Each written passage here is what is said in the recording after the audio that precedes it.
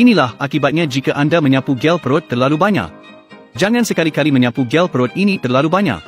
Saya takut rahang anda akan terjatuh apabila anda bangun pagi esok. Ia bukan sekadar cirit-pirit. Ia benar-benar boleh mengeluarkan semua sampah dalam usus anda. Dan ia hitam dan busuk. Cuba barang ini. Hanya perlu sapu sekali sehari.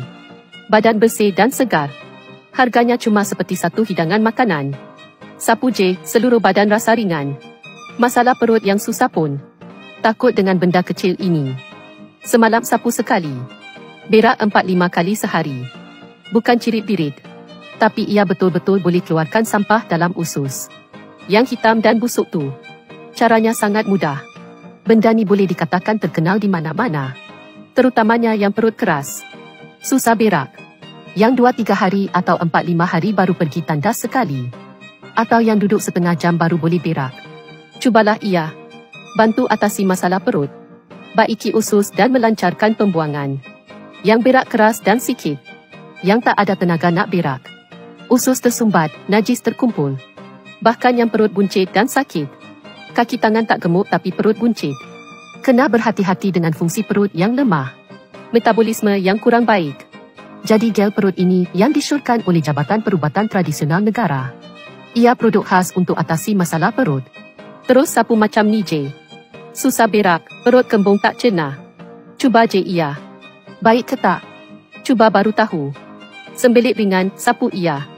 Sembelit sederhana, sapu ia. Sembelit teruk, pun sapu ia. Susah berak, masih sapu ia. 3-4 hari baru berak sekali. Rasa macam najis tersangkut kat tubuh. Tak boleh keluar. Tak boleh bersih habis, semua sapu ia. Sakit perut, kembung, tak cerna.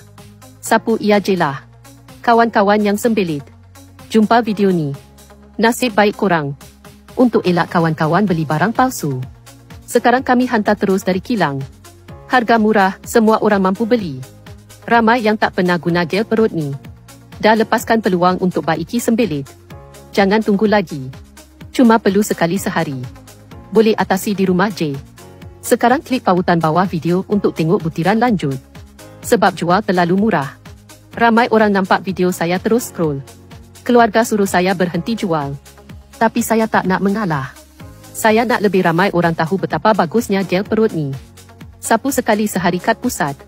Bahan-bahan utamanya diserap lapisan demi lapisan. Terus bertindak dalam usus. Kawan-kawan yang dulu rasa mahal.